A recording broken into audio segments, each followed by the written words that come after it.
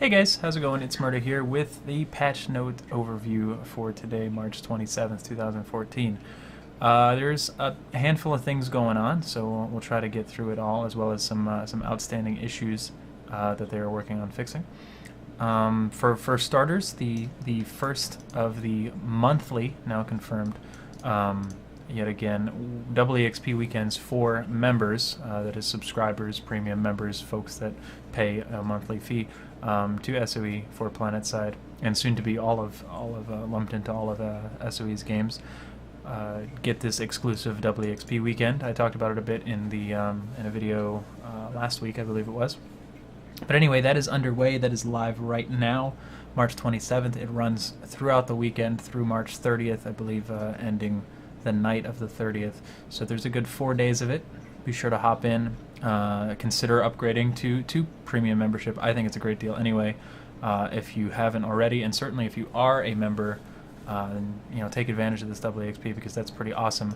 They are also going to be, like I said, a monthly deal in the future, and they have the dates for the next two, the weekend of April 18th and the weekend of May 24th. So we have that to look forward to as well. There are some issues still in progress. Straight pull bolts, not here yet, unfortunately. I know they were planned for a few patches back, but they are still working on to get them completely right. They haven't forgotten about them, so don't worry about that. I'm looking forward to it as well. Some fixes for a variety of latency, input issues, desyncing, crashes, and so on and so forth. There's a separate post. I'm not going to read all of this, but I will link both the patch notes and this post in the video description, going over some of the areas that are still issues at the moment. Server crashes, as I said, hitching, mouse input latency and lag, desyncing, voice over IP inconsistency, hit detection inconsistency, as well as various memory, asset, and driver crashes for graphics, for NVIDIA graphics drivers. Some description of the problem, if you were wondering if you had something like this happening, just so that you know that they've acknowledged it, is here, as well as whether or not they've fixed it or are going to fix it, or where they're at in the process. A lot of that has been fixed or is actively being worked on. Really glad to see the acknowledgement of the mouse issues and the hit detection issues, because that's something that a handful of us had been talking about and feeling we're a little bit off for some time now, and glad to hear that it's acknowledged and even fixed in some cases, and hopefully the rest of this will get resolved as soon as possible. Moving on to the actual patch itself, we were looking at the initial basic, laying the groundwork for the missions system that has been rolled out into the patch, and you're basically going to see two types of missions for now: attack and defend. They sound exactly like what they are. Attack missions to capture facilities, defend missions to defend a facility. Will automatically update. You don't have to select anything to your nearest capturable or defensible facility. You also, for what it's worth, this is what I was saying, automatically created and assigned based on proximity. The closest mission to the region by lattice link is the primary selection. Players and vehicles will experience a delay, so that if you're flying through hexes and stuff like that, your mission isn't constantly changing. That makes sense. I'm glad that they had the foresight to do that from the get-go. As far as squads go, you're always going to inherit your squad leader's mission. If you're in a squad, you don't need to actually do anything if you're the member or the leader for that to happen. As far as rewards go, there aren't any any rewards for completion of a mission right now in this phase, but there definitely will be in the future, as well as rolling this out to player-created missions and things like that in future phases of it. But this is, like I said, the groundwork for it right now. There is also a 15% EXP bonus for staying together with your squad and participating in whatever your squad's mission is. So you have that to look forward to as far as like an added incentive at the moment. UI changes. Mission info panel is now above the minimap in the HUD. Contains what the mission is, how far away it is, what you have to do. If you're already there, it's replaced by the capture point status that's already been there. That is, if you're already in the SOI or the hex of whatever your mission is. If it's on another continent, it directs you to that continent instead, as well as having a waypoint that will direct you to where you need to go, unless you're at the facility, in which case the waypoint goes away. Just to give you an idea, if I'm at this base, You can see over here in the left-hand side above my minimap, Mission Defender Axicom Network Hub. That looks pretty much the same as what you've always seen, if you will, because I'm at the actual base that I'm defending.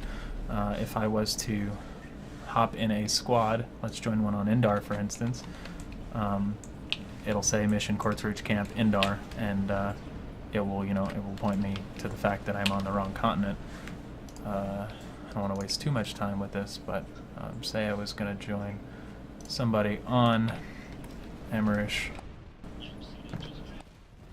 You've got a mission to capture Lithcor Fortress 1283 meters away from me, as well as a directional arrow above my minimap that points me in the right direction, and then you're looking at the actual mission not only on the map but as an actual waypoint on your HUD as well.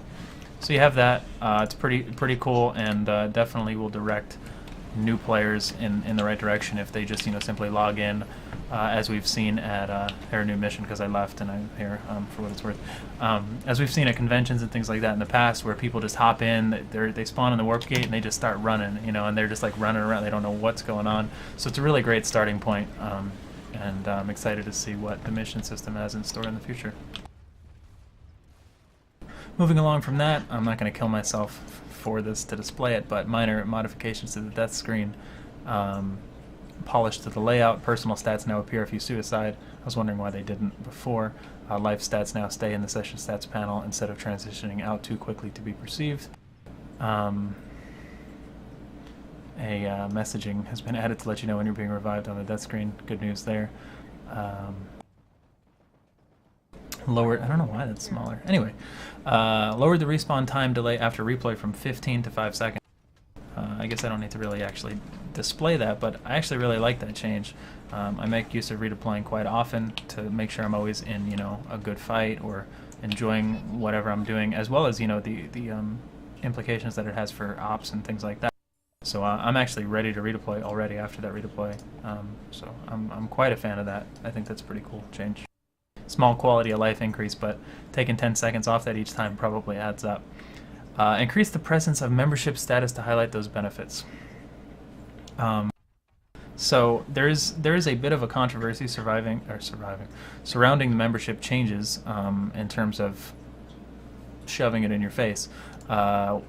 You can tell now that it shows up in more places. Like, for instance, I'm on the leaderboard, I'm on my character screen. Okay, it tells me that I have membership, what level I am.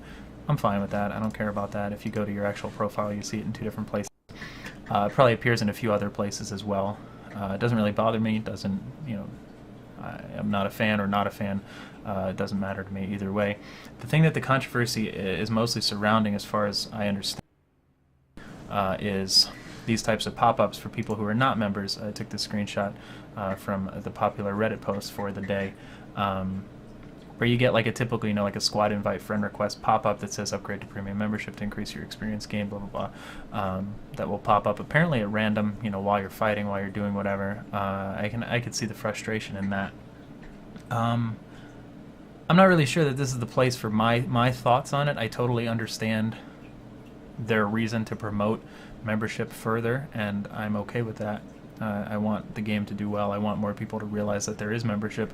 I want more people to buy membership, because not only do I just think it's a great deal if you spend even a small amount of time playing PlanetSide, but I want SOE to make money and keep improving the game and have it last for years and years and years to come. And then there's a PlanetSide 3. But anyway, that aside, I don't really mind. Then again, I have always and would never really consider not being a premium member, so I can't imagine things like that would really get in my face. For a game that's this expansive, has this much depth and passion and time and money put into it, for a free-to-play game, I don't really think it's that big of a deal to have them maybe make them a little bit less intrusive, or not interact with you in the way that you would get fed up with your antivirus software popping up in the 90s. I don't know, does it still do that? I have no idea. Anyway, maybe some tweaks to it, but I don't think it's a big deal to remind people that aren't paying members that it is available, as long as you kind of teeter on on the fence of what is acceptable or what is pushing it a little too far and driving people away from playing the game altogether. That being said, as long as premium members aren't getting that pop-up shoved in their face because they are already paying or anything like that, then I'm cool with that. Something that it reminded me of was back in PlanetSide 1, I don't know if any of you remember, there were actual advertisements in the game, almost like billboards and little TV screens and shit like that. Actually, they weren't little TV screens in your sanctuary and whatnot. They would play audio. And even paying subscribers, because everybody paid for PlanetSide 1, got those ads. So I always thought that was weird. And I'm not a fan of doing that to people who are paying. So I would hope that we aren't going down that path. But as far as the free-to-play members, I think it's okay. We just want to be mindful of how intrusive and destructive it is to actual gameplay. But otherwise, I'm good with it. The rest of the issues removed SMS payment for purchasing. I'm not sure how many people utilized that, but if you did, it was removed. Sorry. Dominator titles appear incorrectly for previous winners of WDS. Fixing the laser sight attachment grenade launcher tooltips on the MKV. Flash is not having the wrong faction decal, and fixing multiple environment-related bugs. So that's about it for the patch notes. There are some depot additions that I just want to mention real quick. They weren't on the notes as far as I could tell. But we have Spring Splurge. Apparently daily sales. I don't know the details of it. You can click on it right from here. It'll show you what's on sale for today. It is boosts. They're all 50% off for another 8 hours or so from the making of this video.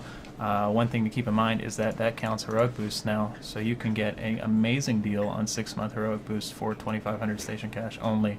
And I'm actually considering purchasing some myself, even though I have 134 days left on mine, just because that's a really good deal. So something to keep in mind and check out on a daily basis, see what's on sale. Or if you're interested in heroic boosts, don't miss out on that. You also have 2 new bundles that we had seen a preview of, an Nanite Systems infantry and vehicle. They're basically just giant weapons bundles. You basically get like all of the NS weapons, maybe with the exception of the underboss. I'm looking through it. For only 2,000 station cash, which is a really good buy if you don't have most of them. I do, so I'm not going to purchase it just because it wouldn't be cost effective, even though I'll eventually buy the regular version of those 2 weapons. Also a vehicle one, which gives you all sorts of things, old NS weapons and new alike, but I unfortunately have all of those already, so does me no particular good, but they are really good deals, so something you should be mindful of.